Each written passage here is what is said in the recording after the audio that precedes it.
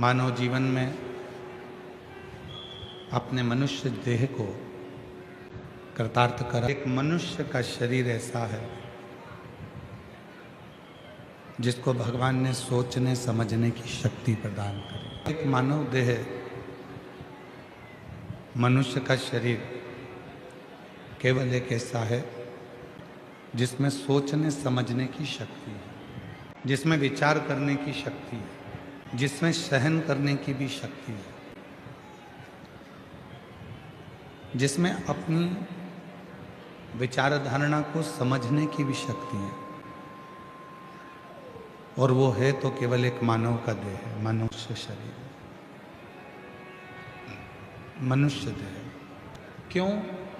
84 लाख मानव, ये 84 लाख जो जीव की योनियां होती हैं, 83,99,999 योनियां पशु पक्षी की हो जाती है, जीव जंतु की हो जाती है। 83,999 योनियां पशु पक्षी, जीव जंतु, वृक्ष, लता, पत्र, इन सभी की। और 84 लाखवें नंबर की जो योनि है वो मानव की, वो मनुष्य की। 84 लाखवें नंबर की जो योनि है वो मानव देह की, वो मनुष्य की। अब 83,99,999 योनियां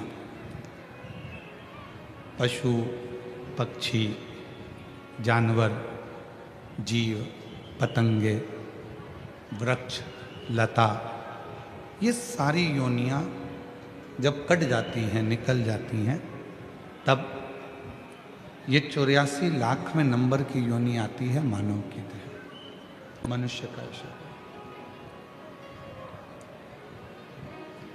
तो क्यों भगवान शिव ने, भगवान विश्वनाथ ने आप और हमको मानव की देह देकर ये सोचना, समझना, विचार करना, ज्ञान अर्जित करना और ज्ञान देना, क्यों शिव जी ने हमको ऐसा बनाया? केवल समझने की शक्ति, धारण करने की शक्ति,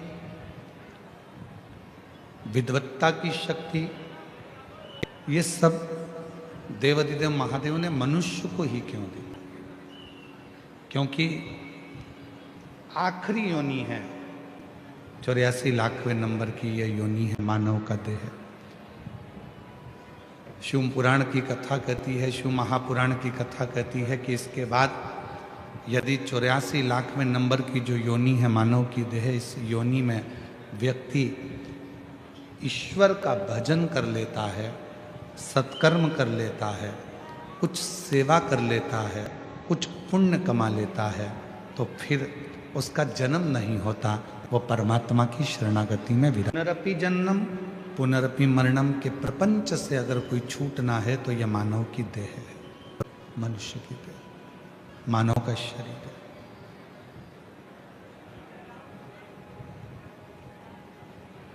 जितनी भी योनियां और मिलेंगी तो उन योनियों में आप सोचने और समझने की शक्ति नहीं होगी।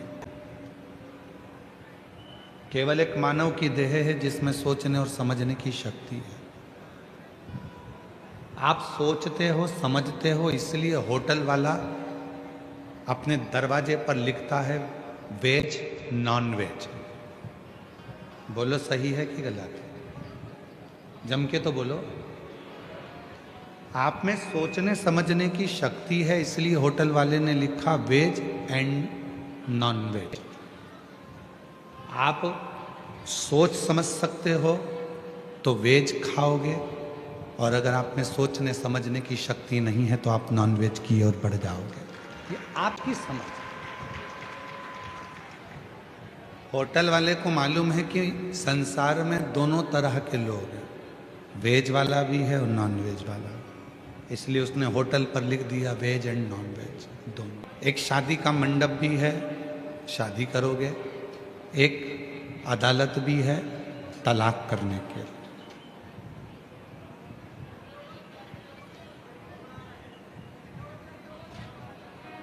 कोई व्यक्ति ने एक प्रश्न किया कि गुरुजी, ये तलाक, ये अदालत, अभी अभी तलाक के केस चालू हुए कुछ सालों से, क्या पहले तलाक नहीं होता था? तो हम उनसे कहते हैं कि पहले तलाक की ज़रूरत ही नहीं पड़ती थी। पति पत्नी का आपस में इतना साझा हुआ करता था कि वो एक दूसरे के लिए मरने को तैयार हो जाते थे, पर अलग होने को तैयार नहीं थे। सनातन धर्म में ये तलाक की जो प्रथा है ये नहीं थी। तलाक को पीछे रखता है, सनातन प्रेम को आगे रखता है, सनातन श्रद्धा को आगे रखता है, सनातन विश्वास को आगे रखता है। और आज इस व्यासपीठ से कहने में हम पीछे नहीं हटेंगे, भले किसी को बुरा लगे चाहे भला लगे। एक बात जरूर कहना चाहेंगे, दुनिया के जितने भी व्यक्ति हैं, दुनिया के जितने भी लड़के हैं, आज उनसे एक बात कहना चाहूँगा। दुनिया के जितने लड़के हैं उनसे एक निवेदन करना चाहूँगा, अगर तुम्हारी किस्मत में कोई शंकर जी की पूजन करने वाली, कोई शंकर जी का व्रत करने वाली कोई लड़की तुम्हारी किस्मत में अगर मिल जाए तो समझ लेना तुम्हारे जैसा कोई किस्मत वाला नहीं होगा, तुम काल के जाल से भी निकाल कर ला। तुम्हारी पत्नी अगर शंकर जी के मंदिर में जा रही है, एक लोटा जल चढ़ा रही है, सोमवार का व्रत कर रही है, प्रदोष का व्रत कर रही है, 16 सोमवार व्रत कर रही है, पशुपति व्रत कर रही है, सोमवार की अष्टमी का व्रत कर रही है, तुम खुश होना कि भगवान ने तुमको ऐसी धर्म पत्नी दी है जो तुम्हारे सिर पर काल भी अगर आ रहा होगा तो उसके व्रत करने से तुम्हारे काल को भी टाल दे। वहाँ के वकील थे आशीष, एक वकील जो अपने को मिले थे हाई कोर्ट के, पति और पत्नी दोनों वकील। हाई कोर्ट के वो वकील हैं, गवर्नमेंट। जब वो हमसे मिलने के लिए आए तो हमने उनसे पूछा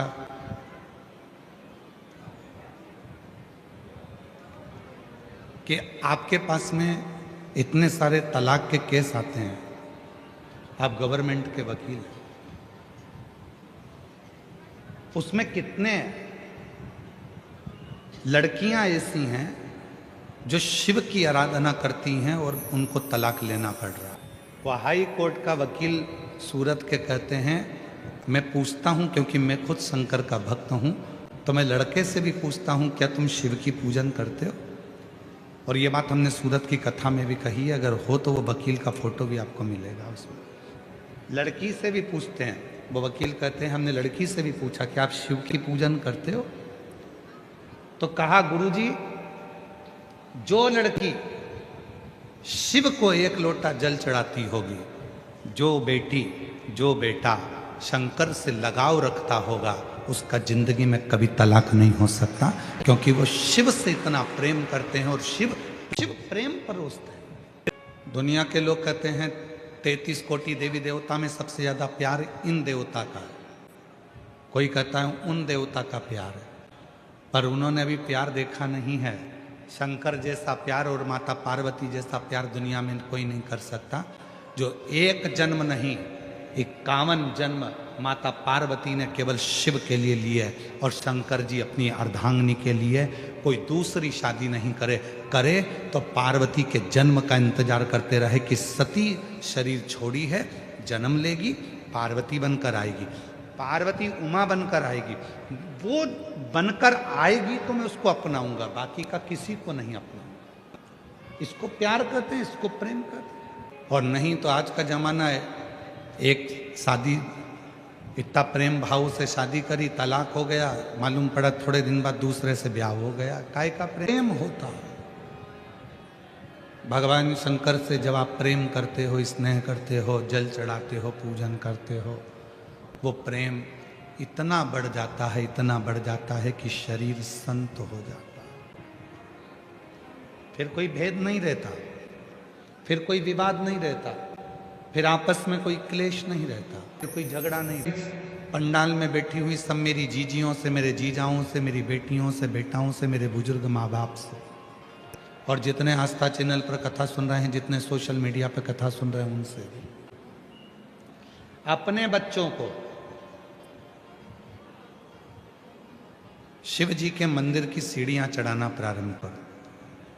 अपने बच्चों को शंकर जी के मंदिर में 1 लोटा जल चढ़ाने के लिए भेजना प्रारंभ करो।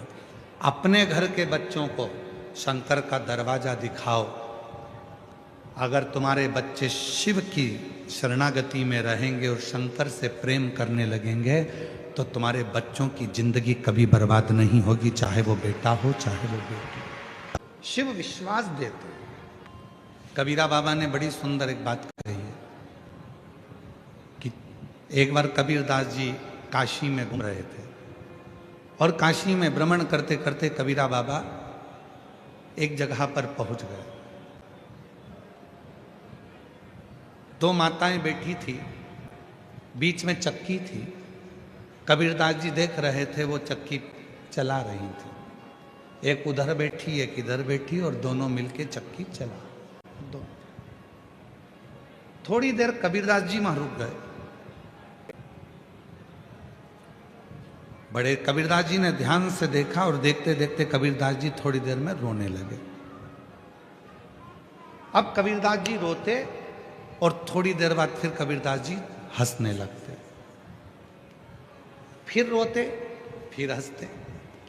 दोनों महिलाओं ने आपस में बात करा कि कबीरा तो ना जाने कहां बुद्धि खो बैठा। बताओ, चलती हुई चक्की को देखकर कबीरा कभी रोता है और कबीरा कभी हंसता। रो रहे हैं। गांव के लोग इकट्ठे हो गए, काशी के सारे। उन्होंने पास में कबीरदास जी के खड़े होकर देखा तो कभी रो रहे थे, कभी हंस रहे थे, फिर रो रहे थे, फिर हंस रहे थे। कबीरा को हिलाया, क्या हुआ क्या? चलती चक्की देखी नहीं थी कभी जिंदगी में? कबीरदास जी ने कहा चक्की तो बहुत देखी थी, पर जो आज देखी वैसी कभी नहीं देखी थी। तो कहा आज चक्की में क्या देख लिया? कबीरदास जी बोले चक्की में देखा कि गेहूं के दाने अंदर जाते हैं और वो चक्की चलती है और सबको पीस कर आटा बना देती है। इसीलिए रो रहे हो? हाँ। तो फिर हंस क्यों रहे हो? कबीरदास जी कह रहे हैं हंस इसलिए रहा हूं कि उन दोनों चक्की के बीच में कीला लगा है। दाने चक्की के दोनों पार्टों में जाते हैं तो पिस कर आटा बन जाता है, और दाने जो कीले के पास में चिपक जाते हैं वो पिसते नहीं हैं, वो वैसे की वैसे ही रह जाते हैं। वो कीला कह रहा है कि मैंने पार्टे देखे, 2 पार्टों के बीच में दाने पिस भी रहे हैं और एक कीला लगा है। वो कीले के पास जो दाने आ गए वो पिसते नहीं हैं, वैसे की वैसे रह जाते हैं। उसी तरह कबीरदास जी ने कहा संसार के अंदर जो भी आया है, जिसने जन्म लिया है, वो संसार में, मोह में, माया में, काम में, लोभ में, तृष्णा में, वासना में, आसक्ति में सब दूर पिसाता जाएगा, पिसाता जाएगा। परिवार में, नातों में, रिश्तों में, कुटुंब में, कबीले में पिसाएगा और पिसाकर पूरा चूर चूर हो जाएगा। पर समझदारी उसी में है जो कीले के पास में आ गया। कीला कौन सा? तो कबीरदास जी ने तुरंत कहा वो ईश्वर, वो परमात्मा। और मेरे शंकर भगवान की शरणागति में, शिव की शरणागति उस कीले की तरह।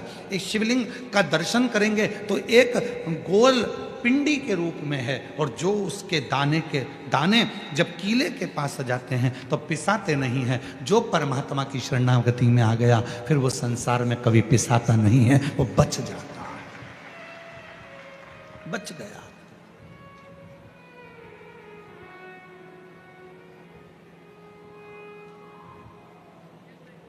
भेजो अपने बच्चों को मंदिर तक, भेजो अपने बेटा बेटी को कि शंकर जी को 1 लोटा जल चढ़ा। बेटियां कहेंगी मम्मी टाइम नहीं मिलता ऑफिस से, मम्मी पढ़ाई से, मम्मी इस काम से। पापा बेटे कहेंगे पापा टाइम नहीं है, मम्मी टाइम नहीं है। बेटा समझाओ, ठीक है, कुछ थोड़ा समय निकालो, थोड़ा।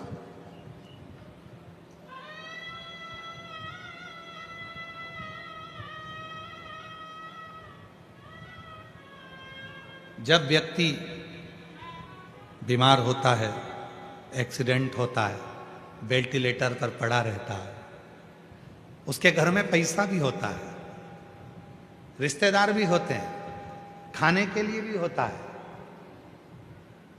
पैसे लगाने वाले अटैची भर के पैसे रखते हैं, डॉक्टर से कहते हैं तुम्हें जितना पैसा लगाना लगाओ, पर मेरे व्यक्ति को जिंदा कर दो, मेरे व्यक्ति को अच्छा कर दो। उसको जो लगे, मैं कर्जा कर लूंगी, कर्जा ले दूंगी, मैं अपनी रकम बेच दूंगी, मैं अपनी जायदाद बेच दूंगी, पर इसको अच्छा कर दो डॉक्टर साहब, इसको अच्छा कर दो।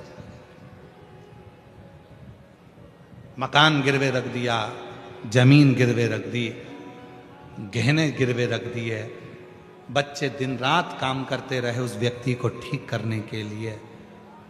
पर याद रखना, पैसा दवाई खरीद सकता है, पैसा पलंग खरीद सकता है हॉस्पिटल का, पैसा वेंटिलेटर खरीद सकता है, पर पैसा श्वास नहीं खरीद सकता। श्वास बढ़ाने की जवाबदारी तो वो प्राणपति परमात्मा भगवान शिव की ही है।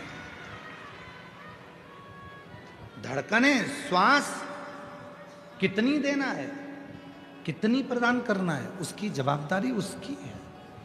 पलंग खरीद लो, अच्छा हॉस्पिटल खरीद लो, अच्छे डॉक्टर खरीद लो, मुंबई से डॉक्टर बुलवा लो, तुम्हारी मर्जी पड़े तो सूरत से बुलवा लो, तुम्हारी मर्जी पड़े दिल्ली से बुलवा लो, विदेश से बुलवा लो, वो सब आएंगे, दवाई देंगे, खर्चा करेंगे, सब कुछ होगा। पर सब कुछ करने के बाद भी डॉक्टर कहेंगे कि उसके हाथ में कुछ है, हम मेहनत तो कर रहे हैं पर रिस्पॉन्स इतना मिल नहीं रहा। हम मेहनत कर रहे हैं, आपने हॉस्पिटल भी अच्छा चुना है, डॉक्टर भी अच्छे चुने, दवाई भी अच्छी चुनी, महंगे से महंगा काम करा, पर रिस्पॉन्स नहीं मिल रहा। क्यों नहीं मिल रहा? क्योंकि उसने पैसा तो कमाया पर कभी पुण्य नहीं कमाया। यदि कभी पुण्य कमाया होता तो हॉस्पिटल में वो पुण्य काम आ जाता। थोड़ा सा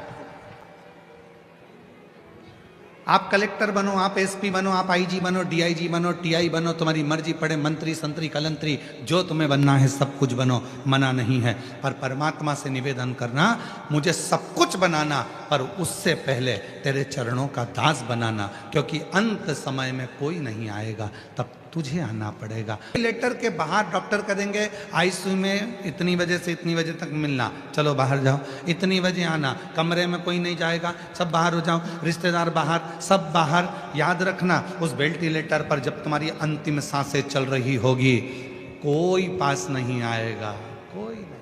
आते हैं ना इधर से, ये इधर से पुल के पार से, तो पुल चालू होता है, वहीं पर शमशान है, वहीं शमशान।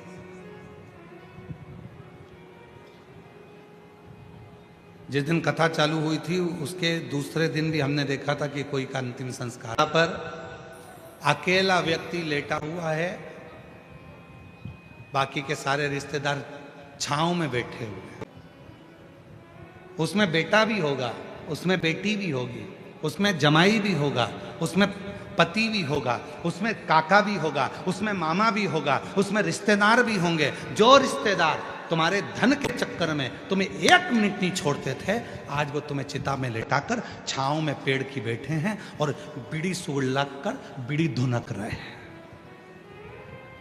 कुछ बैठे बैठे तंबाकू मल रहे थे और मुर्दा जल रहा था, चिता पे लेटा था और तंबाकू खा रहे थे। कुछ बैठ के गप्पे लगा रहे थे, मुर्दा, इसमें कोई मामा था, इसमें कोई काका था, इसमें कोई चाचा था, इसमें कोई भाई था, इसमें कोई पापा था, इसमें कोई काका था, इसमें कोई जमाई था, इसमें कोई बेटा था। जितने बैठे थे उसमें सब रिश्तेदार थे, पर अकेला चिता पर जल रहा था। उस समय पर कोई नहीं था, कोई नहीं।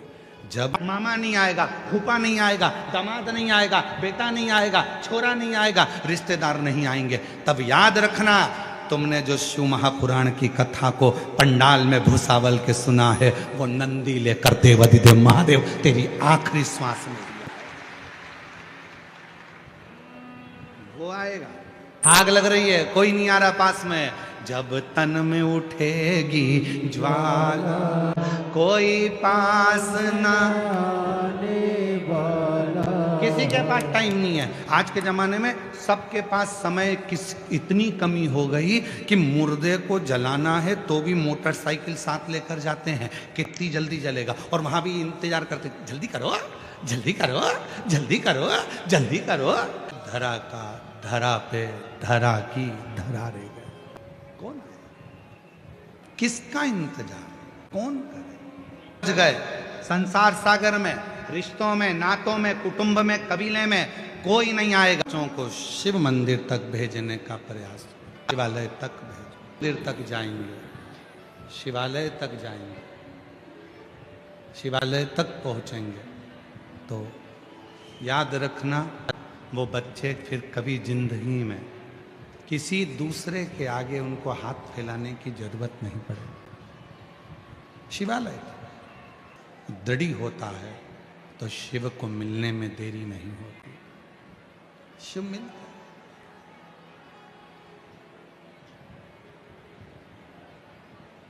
कितना दूर दूर से आप लोग यहाँ आए हो, पूरे दिन भर धूप में तपते तपते आप इस कथा का इंतजार करते हो, इस मन को परमात्मा तक लगाने का प्रयास करते हो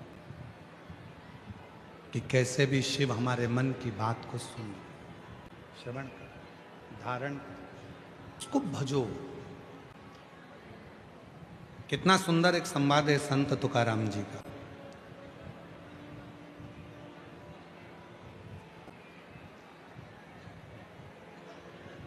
और आप लोगों तो भुसावल नगर के हो, ताप्ती पुराण में माँ ताप्ती के तट पर भुसावल की बड़ी महत्वता आई है। उसमें कपिलेश्वर महादेव का वर्णन बड़ा सुंदर आया। माँ ताप्ती के तट पर कपिलेश्वर महादेव में आप लोग गए दर्शन करने? हाथ तो उठाओ, किस किस ने दर्शन करें सब लोगों ने, रखो।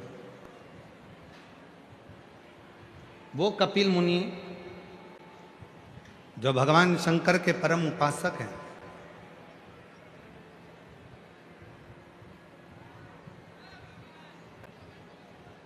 वो कपिल मुनि जिनके आश्रम में ले जाने के लिए स्वयं शंकर भगवान ने गंगा को अपने मस्तक पर धारण किया, वो कपिल मुनि जो अपनी माता देवहूति को ज्ञान उपदेश देते हैं, और वो कपिल मुनि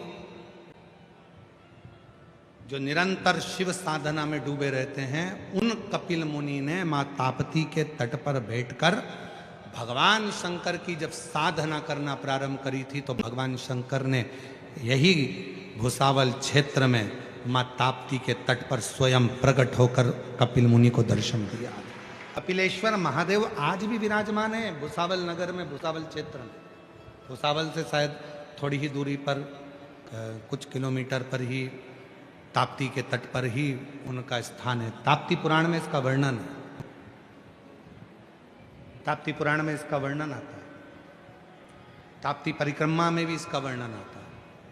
तो जरा विचार करिए कि भुसावल की भूमि कोई साधारण भूमि नहीं है।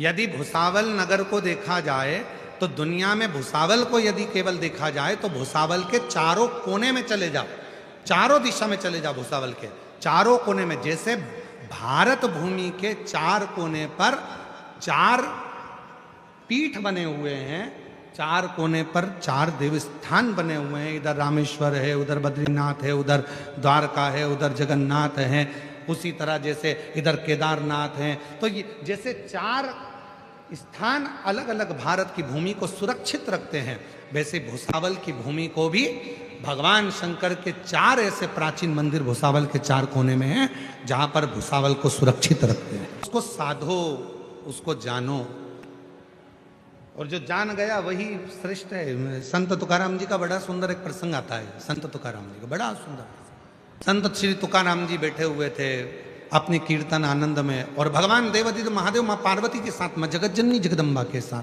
माँ आद्य शक्ति पार्वती के साथ में भगवान देवादिदेव महादेव विराजमान। तुकाराम जी अपनी मस्ती में कीर्तन कर रहे। 20 मार्च से 26 मार्च तक जयपुर राजस्थान में 1 बजे से 4 बजे तक शिव महापुराण की कथा जयपुर राजस्थान में रहेगी। 30 मार्च से 5 अप्रैल तक आरणी यवतमाल में शिव महापुराण की कथा रहेगी। 8 अप्रैल से 14 अप्रैल तक भीलवाड़ा राजस्थान में शिव महापुराण की कथा रहेगी। 17 अप्रैल से 23 अप्रैल तक दिल्ली में शिव महापुराण की कथा रहेगी। आपको जहाँ जगह मिले वहाँ बैठकर बाबा से अपने मन का भाव कहिए, दिल से प्रार्थना करिए, विनय करिए, निवेदन करो बाबा को, अपने मन का भाव कहिए। प्रादर्शी, कैलाशी, अविनाशी भगवान शिव की कथा कर रहे हैं। माँ पार्वती जी संत तुकाराम जी के अभंग में, कीर्तन में डूब गए। सुध नहीं है मां को।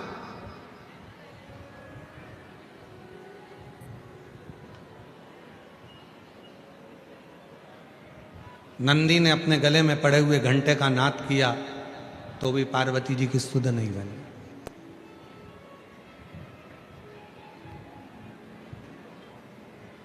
स्वयं भोले बाबा ने देखा कि भगवान श्री गणेश जी महाराज पुकार रहे हैं, कार्तिकेय जी पुकार रहे हैं, तो भी पार्वती को सुध नहीं।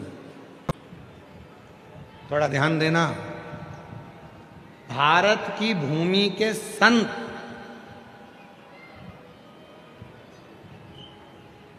संत तुकाराम जी जब कीर्तन करते थे तो स्वयं ब्रह्मा और विष्णु महेश भी सुध भूल जाते थे। ऐसा कीर्तन हमें, आपको और हमको तो गौरव होना चाहिए, और सबसे ज़्यादा गौरव तो महाराष्ट्र के लोगों को होना चाहिए कि संत तुकाराम, हमारे महाराष्ट्र के वो संत जब कीर्तन करते थे तो माँ आद्य शक्ति, माँ जगत जननी पार्वती सुध भूल जाती, उनकी ध्यान नहीं रहता।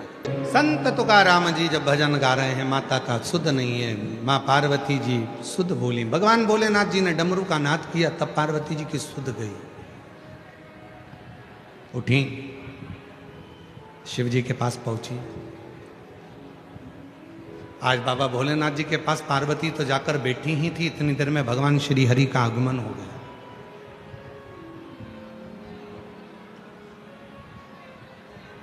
और भगवान श्री हरि का आगमन हुआ, नारायण आए।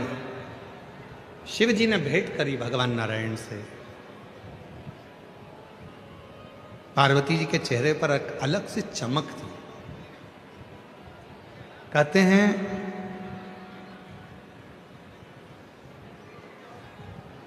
अगर बर्तन में दूध लेना है तो बर्तन को खाली रखना पड़ेगा।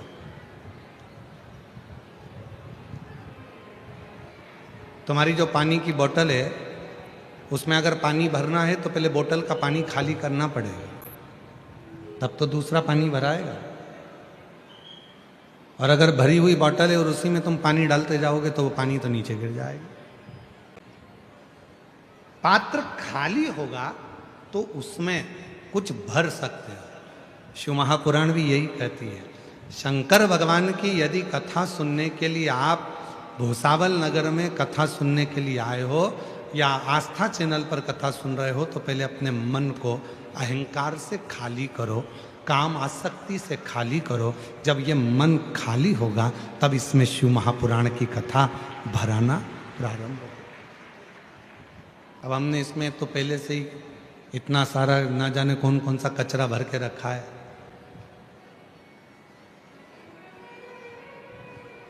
अच्छा, कितना आश्चर्य होता है ना, आप लोग भंडारे में जाते हो भोजन करने के लिए तो पूरी प्लेट एकदम साफ होना चाहिए। कितने ज्ञानवान हो आप सब लोग, कितने विद्वान हो सभी लोग। भोजन करने गए तो प्लेट साफ चाहिए, और भजन करने बैठे तो मन साफ नहीं है। आप लोगों में से कितने लोग हैं जिनको कच्ची रोटी अच्छी लगती है? किसी को कच्ची रोटी अच्छी लगती है क्या? नहीं। कच्चा सीरा, कच्ची पूरण पोली जम के तो बोलो नहीं। जब तुम्हें कच्ची रोटी पसंद नहीं है, जब तुम्हें कच्चा सीरा पसंद नहीं है, जब तुम्हें कच्ची पूरण पोली पसंद नहीं है, तुम्हें कच्चा बड़ा पाव पसंद नहीं है, तो भगवान को भी कच्चा भगत पसंद नहीं है। उसको पक्का चाहिए, एकदम मजबूत पक्का। ये मेरा है, पका हुआ है। सब त्याग कर व्यर्थ की बातों में रहो। परिवार में, कुटुंब में, नातों में, रिश्तों में सबके साथ रहो, पर मन उस ईश्वर में लगाकर अपना कार्य पूर्ण करो। भगवान की भक्ति करने के लिए शिव महापुराण की कथा कहती है, पात्र को खाली रखो, मन को साफ रखो। जब मन साफ होगा तो भगवान की अविरल भक्ति अपने आप आपके हृदय में प्रवेश करती चली। भगवान नारायण आ गए, शिव जी से मिले, भगवान शंकर भी नारायण से मिले। तब पार्वती माता के चेहरे पर बड़ी सुंदर प्रसन्नता थी और एकदम चेहरा पार्वती जी का उज्जवल हो रहा था, एकदम पार्वती जी का चेहरा बहुत चमक रहा था। तो भगवान नारायण ने पूछ लिया कि बाबा आज तो माँ जगतजननी जगदम्बा बड़ी अलग सी दिख रही हैं, बहुत अलग नजर आ रही हैं। भजन का, सत्संग का, कीर्तन का, कथा का असर आपके चेहरे पर दिखना चाहिए। तुम लगे कि लगा? महापुराण की कथा सुनकर जब यहां से जाओ और तुम्हारी बहुएं या तुम्हारे घर के लोग तुम्हें देखकर कहें आज अम्मा कुछ बदली बदली दिख रही है, तो समझो कि कथा का असर हुआ। नहीं तो मालूम पड़े यहां से जाते से चाय बना दे, मम्मी दूध खत्म हो गया, ओ राम गई थी जब तो फ्रिज में 2 किलो रख के गई थी,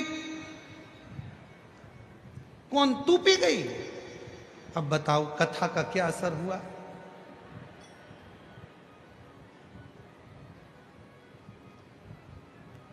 चल रहने दे। अच्छा असर भी तो दिखे कथा का। एक रात का समय था, एक पुलिस वाला चौराहे पर ड्यूटी कर रहे थे, 2-4 पुलिस वाले खड़े थे। अब उसमें एक रात को एक व्यक्ति बैग लेकर आया। अब वो बैग लेकर आया तो बैग लेकर जा रहा था, पुलिस वालों को लगा कि चोर है, उनको लगा कि चोर है। उन्होंने रोका, रुक, बैग में क्या है बताते हैं। अरे वही तो पूछ रहा हूं, बैग में क्या है बताते हैं। तो पुलिस वाला बोला बताते हैं, बताते कर रहा है, बताना, बताते हैं ना। अब वो बार बार बताते करे तो पुलिस वाले को गुस्सा आ गया, उसने गाड़ी में बिठाया, थाने ले गया। थाने में ले जाके टीआई की सर इसको बहुत देर से पूछ रहे हैं बैग में क्या है, तो एक ही बात कहता है। तो टीआई ने भी पूछा क्या है तेरे बैग में, बताते हैं। अरे बैग में क्या है बताते हैं ना। अब इतने में पुलिस वाले को, टीआई को भी गुस्सा आ गया, उसने तुरंत कांस्टेबल से किया चल इसका बैग खोल। जो बैग खोला तो उसमें से बतासे निकले, बतासे। इतने में टीआई ने कहा इसमें तो बतासे। इतने में वो बोला मैं तो तब से बोला बताते हैं बताते हैं बताते हैं। इतने में टीआई बोला कांस्टेबल से थोड़ा तोत रहा है, इसको घर छोड़िए। अब बोल रहा था बतासे हैं पर निकल रहा था बताते हैं।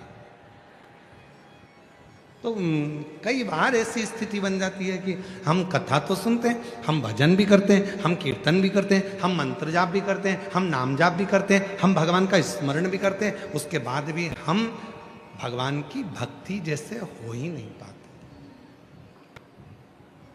हम वो भक्ति जैसे रम ही नहीं पाते, हम अपने स्वभाव को वैसा बना ही नहीं पाते। शिव महापुराण की कथा कहती है, भगवान शंकर का चरित्र कहता, शिव तत्व कहता। भगवान को पाने के लिए, शिव जी को पाना है तो जटा नहीं बढ़ाना पड़ेगा, शिव जी को पाना है तो भस्म नहीं लगाना पड़ेगा, शिव जी को पाना है तो घर नहीं छोड़ना पड़ेगा, शिव जी को पाना है तो नग्न वेश धारण नहीं करना पड़ेगा, शिव जी को पाना है तो मन को थोड़ा शांत करना पड़ेगा और मन में थोड़ी कोमलता, प्रेम, वात्सल्य, करुणा आपके हृदय में लाना पड़ेगी। शिव प्रसन्न हो जाएगा और आपके हृदय में आकर बैठ जाएगा। शादी होती है तो लड़की का चेहरा अलग दिखता है और लड़के का चेहरा अलग दिखता है। उसी तरह जब शिव से प्रेम होता है, शंकर भगवान को 1 लोटा जल चढ़ाना प्रारंभ करते हो, श्री शिवाय नमस्तुभ्यम बोलना प्रारंभ करते हो, बाबा के मंदिर जाना चालू करते हो, तो तुम्हारा चेहरा अपने आप बोलता है कि ये शिव का परम भगत है। उसको कहने की जरूरत नहीं पड़ती, दिखावे की जरूरत नहीं पड़ती। उसको दिखा, उसका चेहरा खुद बोलता है, स्वयं बोलता है, दिखाना नहीं पड़ेगा, स्वयं चेहरा बोलेगा। क्रीम की चमक 15 दिन, 20 दिन, 1 महीना, 15 दिन, 1-2 महीना, 6 महीना रहती है, पर शिव महापुराण की कथा की चमक, अच्छे कर्म की चमक मरते दम तक रहती है, पूरी जिंदगी रहती। तो चमक समाप्त नहीं होती। आप जितना जितना भजन करेंगे, कीर्तन करेंगे, मंत्र जाप करेंगे, नाम जाप करेंगे, स्मरण करेंगे, कीर्तन में डूबेंगे, स्वयं भगवान नारायण करें पार्वती जी को देख करके, पार्वती का चेहरा आज तो माँ जगत जननी जगदम्बा अम्बा माँ आद्य शक्ति का चेहरा कुछ और बोल रहा है। भगवान शंकर ने कहा पृथ्वी पर कोई संत तुकाराम जी हैं, वो कीर्तन कर रहे थे और उनके कीर्तन में पार्वती जी डूब गई। तब तो भगवान नारायण ने कहा, पांडुरंगा हरि ने कहा, विठोबा ने कहा, विठल नाथ ने कहा, प्रभु यदि पार्वती जी कीर्तन में इतना डूब रही हैं तो एक बार आप भी तो जाकर तुकाराम जी की थोड़ी बहुत परीक्षा लिया, जाओ जरा परीक्षा लेने के लिए। भगवान देवाधिदेव महादेव परीक्षा लेने के लिए चले, पहुंचे, साधु का वेश, बुजुर्ग बूढ़ा का रूप। संत तुकाराम जी को पास के गांव में कीर्तन करने जाना था, ना कोई मृदंग बजाने वाला है, ना कोई मंजीरा बजाने वाला है, अकेले संत तुकाराम जी सबको निमंत्रण दिए, मृदंग वाले तुम भी आना, मंजीरा वाले तुम भी आना। और संत तुकाराम जी जैसे ही बैठे, ना मृदंग वाला आया न मंजीरा वाला आया, क्योंकि शिव को परीक्षा लेना था। तब तुकाराम जी ने हाथ जोड़कर विठ्ठल पांडुरंगा से कहा, ना तो वो मंजीरा वाला आता है, ना वो मृदंग वाला आता है, कीर्तन होना है। तेरा कीर्तन तुकाराम कभी नहीं गाया है, तेरे कीर्तन को तूने ही गाया है, तो आज मृदंग भी तू ही बजाएगा, मंजीरा भी तू ही बजाएगा और कीर्तन भी। वो कहते हैं ना, मन की तिजोरी में जब राम नाम श्याम नाम कीर्तन के मंत्र रूपी हीरे दे, पांडुरंगा कमर पर हाथ रखकर नृत्य कर रहे स्वयं। शिव जी जान गए, हो गई परीक्षा, आ गए। हरि विठ्ठल साथ में उनके। हरि विठ्ठल पांडुरंगा ने पूछा भोलेनाथ जी से, लिया है परीक्षा? शंकर जी बोले परीक्षा की जरूरत ही नहीं है, पर तुकाराम जी को एक वर तो तुम्हें देना पड़ेगा। हरि विठ्ठल कह रहे हैं भोलेनाथ जी से, संत तुकाराम जी को एक वर तो शिव जी तुम्हें देना ही पड़ेगा। जब परीक्षा में कोई पास होता है तो उसको कोई गिफ्ट मिलता है। तुकाराम जी परीक्षा पास किए हैं तो तुम उसको गिफ्ट दो। क्या गिफ्ट दो? तो भगवान शंकर से हरि विठ्ठल जी कहते हैं, शिव जी संत तुकाराम जी को वर दो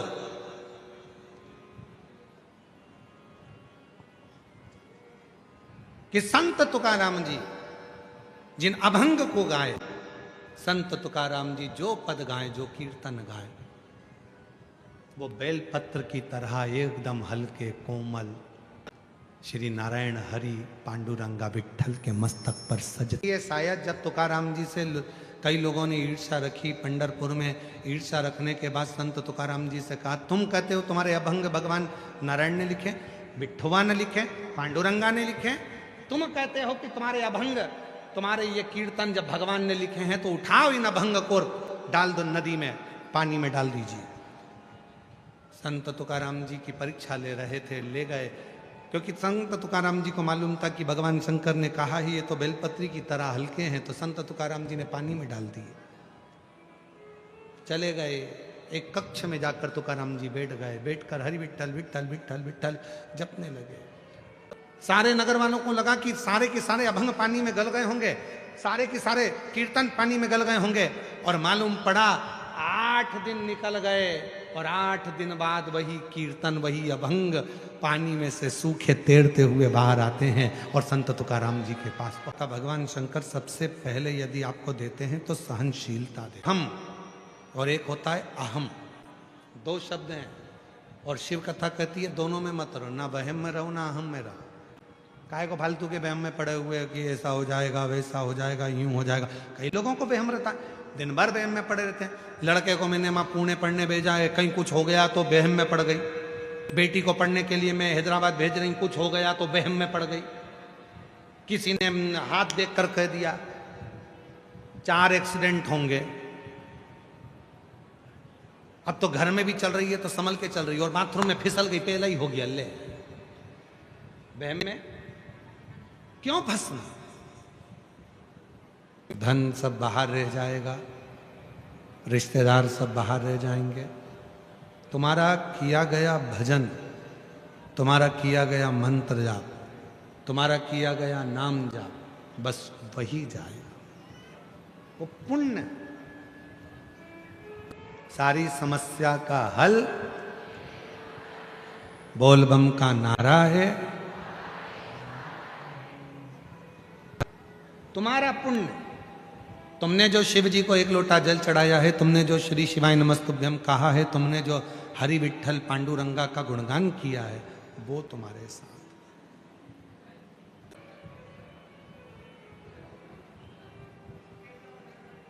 शिव कथा कह रही है, भगवान शंकर का पवित्र चरित्र कह रहा। क्यों वहम में जीते हो?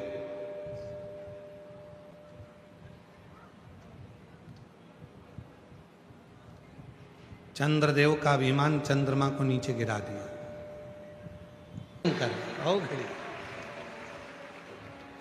दुनिया के लोगों को लगता है केवल शिव पुराण की कथा है, पर ना ना ना, आप आए हो, दिल से प्रार्थना करो, विनय करो, उसको बोलो, उसको हृदय से कहो। 300-400 किलोमीटर की दूरी भी हो तो एक दिन निकालकर बाबा कुबेरेश्वर महादेव की इस पवित्र भुसावल की कथा में, और हम तो जयपुर वालों से भी कहेंगे, आपके जयपुर में जब कथा हो 20 से 26 मार्च, आसपास के जितने क्षेत्रवासी हैं, दिल से बाबा से प्रार्थना करने पंडाल में पहुंचो। 1 बजे से 4 बजे तक उस कथा का रस तत्व ग्रहण करो। वो कम नहीं देता है, देवता देते हैं पल्ला झाड़ कर, और महादेव देता है छप्पर फाड़ कर। कोई जल्दी बनता है, कोई लेट बनता है, शिव को जल चढ़ाने वाला एक दिन सेठ जरूर बनता है। सेठ जरूर, थोड़ा समय लग सकता है, थोड़ा समय लग सकता है।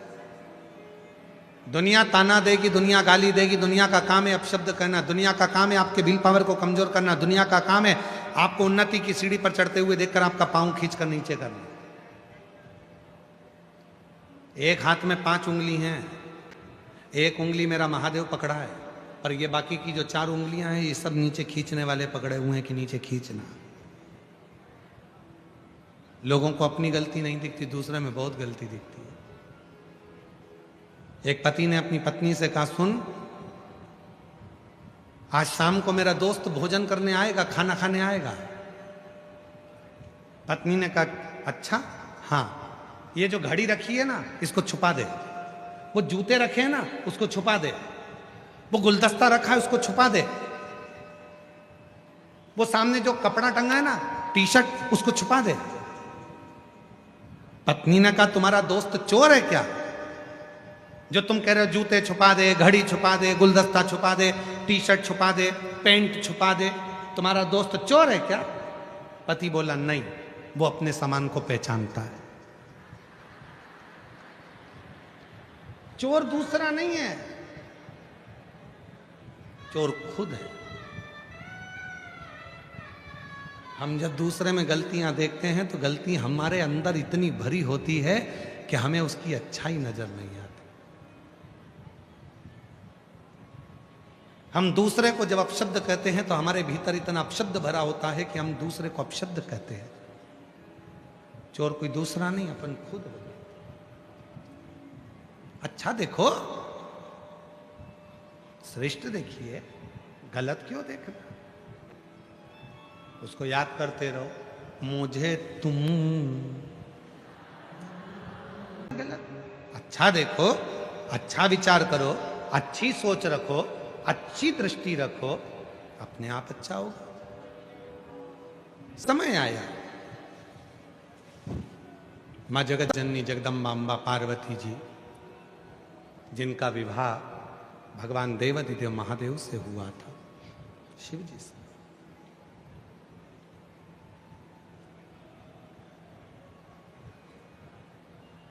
कैलाश लेकर चले गए भगवान शंकर। पार्वती जी कैलाश पर पहुंची, उनका मन नहीं लग रहा था। शिव जी ने पूछा, पार्वती तेरा चित्त नहीं लगता कैलाश पर? नहीं। क्यों नहीं लगता? कहा, मैं हिमालय राज की बेटी हूं, मैं हिमालय राज की बेटी हूं, और ये कैलाश पर्वत भी हिमालय है। कितनी तमन्ना होती है किसी लड़की की कि वो अपने ससुराल जाएगी, मैं तो मायके की मायके में ही हूं। हिमालय राज की बेटी कैलाश पे आके बैठ गई, मतलब कैलाश भी हिमालय में तो है, तो ये तो मेरा ही मायका हुआ। फिर तो तुम मेरे पिताजी के घर जमाई हुए। शिव जी बोले, कैसी बात करती है पार्वती तू?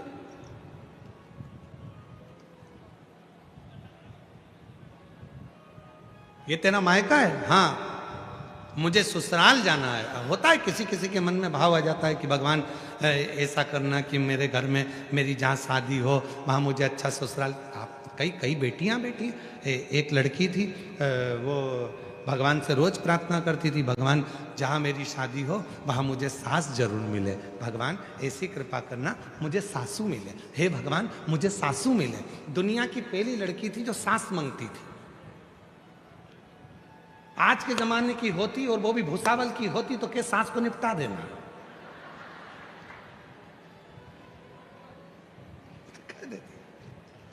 भगवान ऐसे घर में शादी करना जहां सासू ना हो।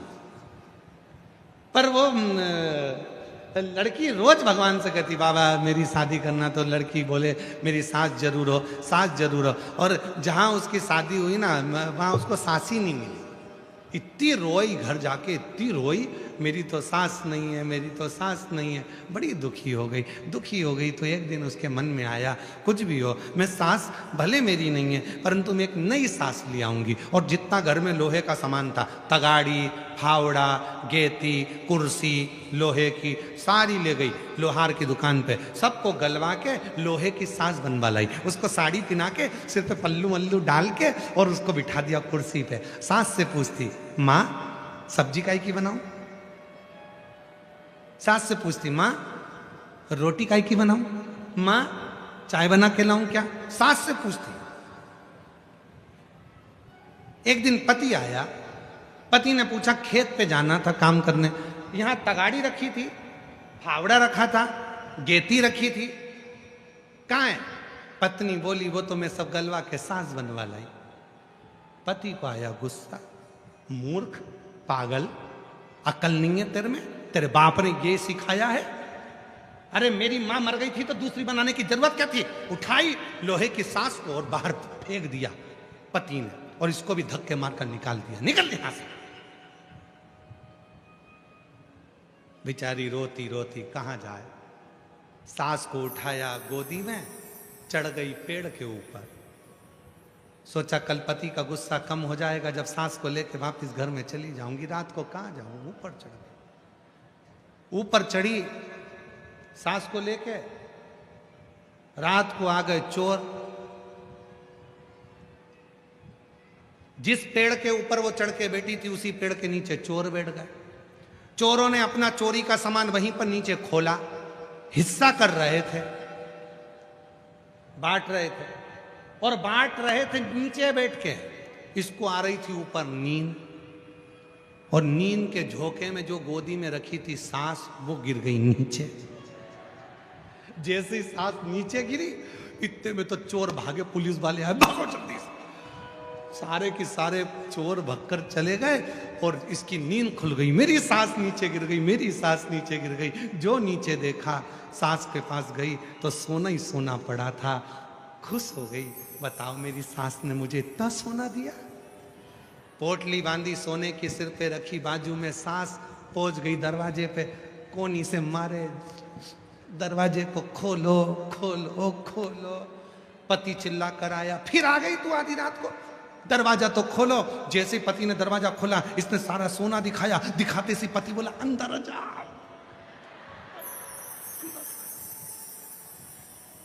अंदर अब तो गाड़ी बंगला सारा एक नंबर का हो गया। अब इसका तो गाड़ी बंगला बन गया, पर जो सामने रहती थी उसकी नींद उड़ गई। उसने एक दिन इसको चाय पर बुलाया और पूछा, क्यों रही, रात की रात में तेरे पास इतना माल कहां से आ गया? तो इतने में वो तो सीधी सादी थी, उसने कह दिया सब मेरी सास की देन है। सास? हाँ। तो उसको तो मरे 40 साल हो गए, वो कहां से देखो। मेरी सास मर गई थी, सास नहीं थी। भगवान से रोज कहती थी मेरी सास मिले, सास नहीं मिली। तो मेरे घर में जितना लोहे का सामान था सब गला के मैंने लोहे की सास बना ली। कुर्सी पे रख लिया, उससे पूछती थी क्या लाऊं, क्या बनाऊं, क्या करूं, क्या करूं, सब पूछती। एक दिन मेरे पति ने मेरी सास को बाहर फेंक दिया, मुझे भी घर से निकाल दिया। मैं पेड़ पे चढ़ गई, रात को सांस नीचे गिरी, सोना ही सोना मिला। सामने वाली ने विचार करा, मेरी तो जिंदा बेटी कभी अंगूठी नहीं दी, और इसकी तो मरी हुई इतना दे रही है। इसने भी अपने पति से कहा, सुनो सारे घर का सामान लोहे का गलवाऊंगी, सास बनवाऊंगी। पति बोले मेरी अम्मा जिंदा तो बेटी, काय को बनवा रही है? पत्नी बोली फालतू की बात करना मती, जब मैंने बोल दिया बनवाऊंगी तो बनवाऊंगी, ठीक है। सुनो,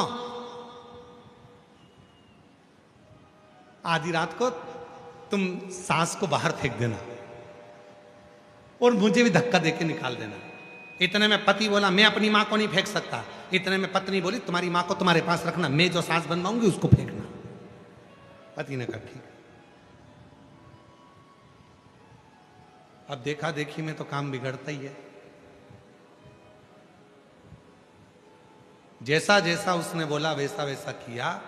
रात को निकाल भी दिया, पेड़ पे चढ़ भी गई। चढ़ने के बाद सुबह सुबह, रात्रि का समय था, चोर आ भी गए और आने के बाद वो सोना बांटने ही लगे।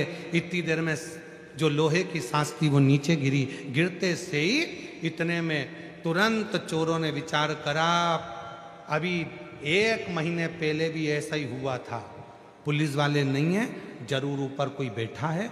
जो देखा तो एक बेटी थी, उसको नीचे उतारा, खूब मारा डपट के, मुंडा लाल, हाथ पैर लाल, और जितने कान में पहनी थी वो भी ले गए, गले में पहनी थी वो भी ले गए।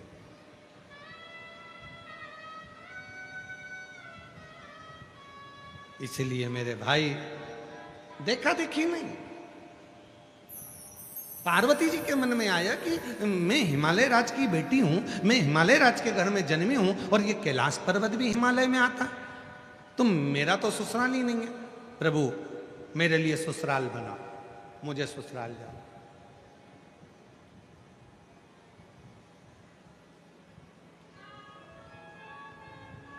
मेरे लिए ससुराल बना। शिवजी ने मन में सोचा, अब जिद पर अड़ी हुई है तो ससुराल तो बनाना पड़ेगा। शंकर भगवान ने पार्वती को बिठाया नंदी पर और मेरे ओघड़दानी लेकर चल दिया। पार्वती तुझे जो भूमि समझ में आए उसको तू अपना ससुराल बना ले। और पार्वती जी को नंदी पर लेकर भगवान भोलेनाथ जी चल दिए। चले शिव ओघड़दानी त्रिकालदर्शी कैलाशी विनाशी, भगवान शिव की पवित्र कथा कर रही है। पार्वती जी ससुराल ढूंढने के लिए निकली भगवान देवाधिदेव महादेव के साथ में।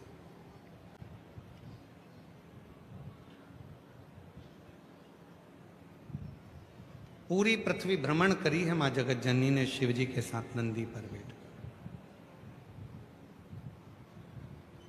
तब मां आद्य शक्ति मां जगत जननी को काशी शिव जी की वो पवित्र धारा ससुराल के लिए पसंद आई।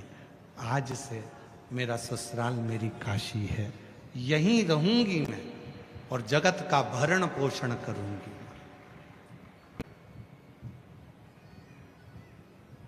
शिव जी ने कहा, पार्वती अगर तुम यहां रहोगी तो तुम्हारा नाम यहां अन्नपूर्णा रहेगा। अन्न, जगत का भरण पोषण करने के लिए अन्नपूर्णा ने कहा तो तुम भी पूरे विश्व के नाथ बनकर पृथ्वी पर रहोगे, इसलिए तुम विश्वनाथ जी के रूप में रहोगे। विश्वनाथ और अन्नपूर्णे सदा पूर्णे, अन्नपूर्णा सदा जगत का कल्याण। शंकर प्राण वल्लभे, शिव जी के प्राणों को आनंद करने वाली मां अन्नपूर्णा निवास करती। शिव कथा कर रहे, ससुराल पहुंच गए भगवान शंकर और मां पार्वती, और वहीं निवास किया के लिए गई है और तन के उपटन से एक पुतले का निर्माण किया। चंद्रमौलेश्वर महादेव स्वयं चंद्र घंटा माता के तेज की तीव्रता थी, पुतले में भी प्राण दे देते। और भगवान शिव उस प्राण जीव के जब अपशब्द सुनते हैं तो शीश को काट दे। भगवान श्री गणेश जी महाराज के लिए शिव जी अपने भक्त गजासुर के मस्तक को, गज को, हाथी के मुख को लाकर लगाते, क्योंकि उसने कहा था मैं आपका बेटा बनना चाहता। गजासुर ने मांगा क्या, बेटा बना। तो भगवान ने कहा तेरे शीश को ही मैं अपने पुत्र के मस्तक। देवताओं ने पुष्पों की वृष्टि करी। भगवान श्री गणेश जी महाराज पधार रहे हैं।